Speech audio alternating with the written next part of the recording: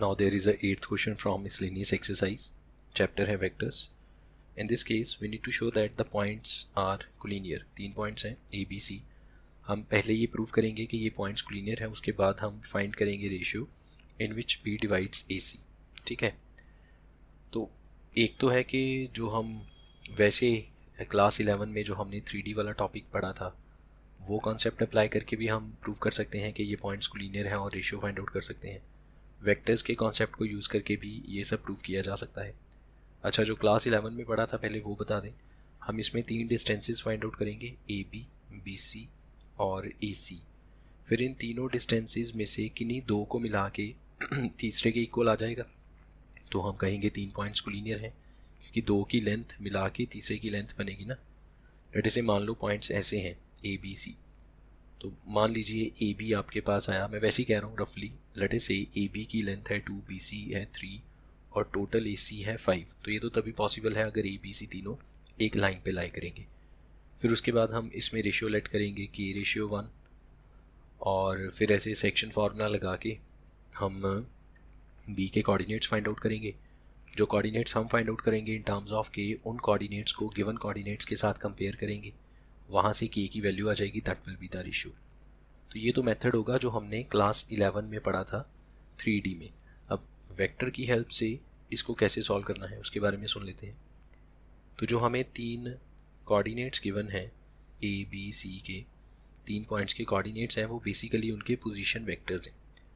So here position vector of A is equals to small a vector, that will be 1 i cap minus 2 j cap minus 8 k cap. Similarly point B के position vector को हमने small b की help से represent किया. Small b vector that will be 5 i cap plus 0 j cap minus 2 k cap, and small c vector will be the position vector of point C, and that is 11 i cap plus 3 j cap plus 7 k cap.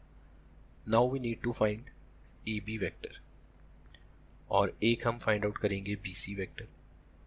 तो A B vector कैसे find out करेंगे? Position vector of B, तो सीधा लिखते हैं यहाँ पे small b vector minus small a vector, position vector of B minus position vector of A, final minus initial. ठीक है, इसी तरह से बी सी वेक्टर अगर फाइंड आउट करना है तो C vector minus B vector, final इसमें है सी, इनिशियल है बी.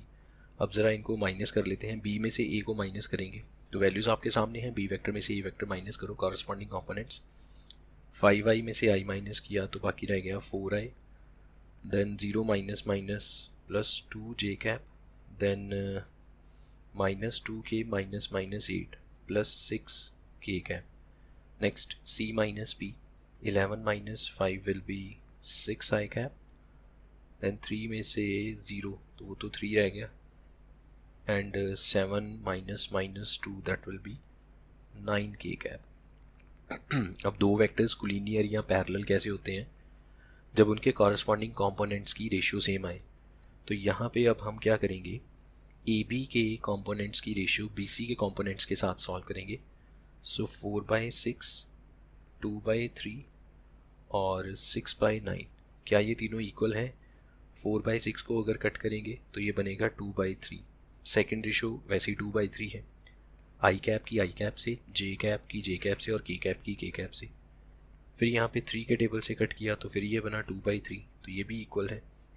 सो क्या हुआ इसमें, A B over B C, ऐसे कह सकते हैं कि हमने एक वेक्टर की दूसरे वेक्टर से रेशियो बनाई, that is 2/3. So it implies A B vector is equals to 2/3 times B C vector, ये भी कह सकते हैं. ठीक है, A B vector is equal to 2/3 times B C vector, और यू कैन से कि ए बी वेक्टर और बी सी वेक्टर के कॉरस्पॉन्डिंग कंपोनेंट्स की रेशियो सेम है, तो इस वजह से A B vector is parallel और यू कैन से कोलिनियर. ठीक है, तो हम यहाँ पे कोलिनियर वर्ड लिखते हैं, A B vector is collinear with B C vector. और वेक्टर के केस में कोलिनियर के दो मतलब हैं, या तो ए बी बी सी के साथ पैरेलल है या ए बी और बी सी एक ही लाइन पे लाई करते हैं. तो सेम इसमें वही कंसेप्ट है कि ए बी वेक्टर जो है वो बी सी वेक्टर के साथ ऐसे पैरेलल नहीं हो सकता, ये अगर ए बी वेक्टर है, ये बी सी वेक्टर है, ये पॉसिबल ही नहीं है, क्योंकि ए बी वेक्टर में ए से बी पे चलना है, बी सी वेक्टर में बी से सी पे चलना है। एक पॉइंट दो जगह कैसे आ जाएगा ग्राफ के ऊपर? एक पॉइंट के दो पोजीशन वेक्टर थोड़ी ना हो सकते हैं। तो इसका मतलब ये जो दो वेक्टर्स हैं ये पैरेलल नहीं होंगे, ये कोलिनियर होंगे। मतलब कि ये अगर ए बी वेक्टर है तो यहीं से स्टार्ट होने वाला एक बी सी वेक्टर है। तो जब इन दोनों में पॉइंट कॉमन है बी, तो इसका मतलब है इंडिविजुअली अगर ए बी सी पॉइंट्स को देखा जाएगा तो वो कोलिनियर बनेंगे। So but B is common point, so therefore A comma B comma C are collinear points. ठीक है, ये हमने कोलिनियर प्रूव कर दिया 3 पॉइंट्स को। अब हम फाइंड आउट करेंगे बी की क्या रेशियो है जिसमें वो ए सी को डिवाइड करता है। तो उसके लिए हम सेक्शन फार्मूला यूज़ करेंगे, और सेक्शन फार्मूला के अकॉर्डिंग क्या रूल है? सेक्शन फार्मूला, लेट अस से हमारे पास यहाँ पे एक पॉइंट है ए और यहाँ पे है सी। ए का पोजीशन वेक्टर ए वेक्टर, सी का पोजीशन वेक्टर सी वेक्टर, और यहाँ पे बीच में है पॉइंट बी, इसका पोजीशन वेक्टर है बी वेक्टर, और ये डिवाइड करता है के रेशियो 1 में। तो अगर मुझे यहाँ से पोजीशन वेक्टर ऑफ बी चाहिए होगा, that will be equals to by applying section formula. तो सेक्शन फार्मूला के अकॉर्डिंग वो वेक्टर कैसे फाइंड आउट होगा, पोजीशन वेक्टर ऑफ बी कैसे फाइंड आउट होगा, लाइक दिस, जो हम 10th में 11th में ऐसे पढ़ते आए हैं। तो k into C vector plus 1 into a vector divide by के प्लस 1, और के प्लस 1 तो एक नंबर है ना। तो ये हो गया पोजीशन वेक्टर ऑफ बी, और बी का पोजीशन वेक्टर तो हमें ऑलरेडी दे रखा है, that is B vector. So B vector will be equals to K into C vector plus A vector divide by के प्लस 1। अब यहाँ पे हम वैल्यूज पुट करेंगे, फिर इसके बाद कॉरस्पॉन्डिंग कंपोनेंट्स को कंपेयर करेंगे, वहाँ से हमारे पास के की वैल्यू आएगी। हम 3 कंपोनेंट्स को कंपेयर करेंगे आई जे के, तीनों से के की वैल्यू सेम आनी चाहिए, तब जाके प्रूव होगा कि बी जो है वो क्लीनियर है। वैसे तो हम पहले ही प्रूव कर चुके हैं कि बी ए बी सी जो है वो क्लीनियर पॉइंट्स हैं, तो ऑफकोर्स तीनों से वैल्यू सेम ही आएगी।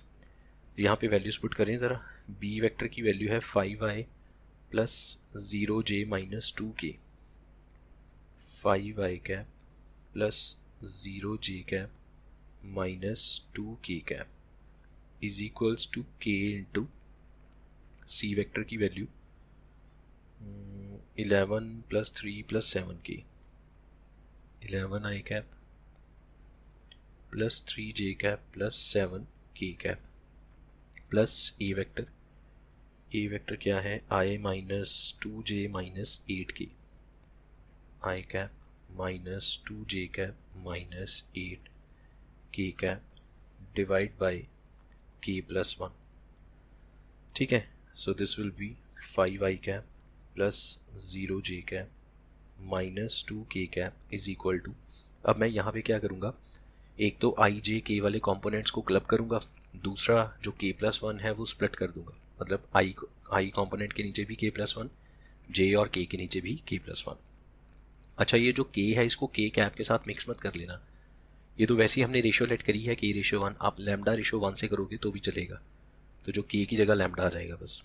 ठीक है, आप ज़रा आई कैप के कंपोनेंट्स को प्लस करें, क्लब करें, तो ये बनेगा 11k plus 1 I cap divide by k plus 1 plus, अब जे कैप की टर्न है 3k minus 2 J cap over k plus 1 plus 7k cap, sorry k cap लिख दिया फिर गलती से, 7k minus 8k cap divide by k plus 1। अब compare करके देख लो आई जे के कंपोनेंट्स को। मैं यहाँ पे जे का कंपोनेंट कंपेयर करूँगा, बाकी आप खुद करके देखिए, आपको पता चल जाएगा रेशियो क्या बनेगी, और हर बार आंसर जो है वो सेम ही आएगा।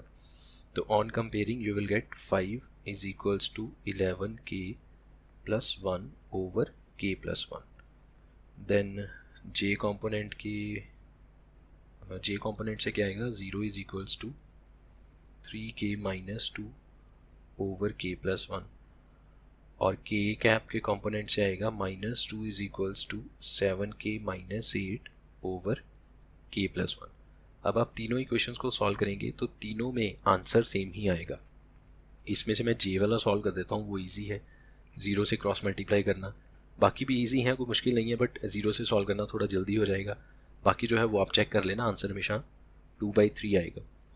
तो यहाँ से अगर मल्टीप्लाई करेंगे, cross multiply, 3k - 2 = 0, k = 2/3, so therefore k/1 = 2/3।